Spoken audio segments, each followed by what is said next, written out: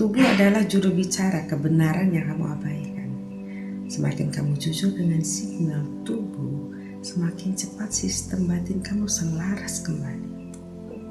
Dan realitas berubah secara otomatis. Secara otomatis realitas berubah.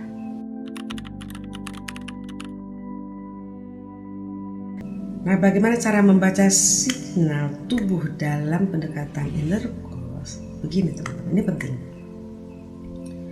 Ketika muncul ketidaknyamanan, jangan langsung bertanya, bagaimana ya cara menghilangkan ini? Tapi, tanyakan pada dirimu, realitas apa yang sedang aku tolak saat ini?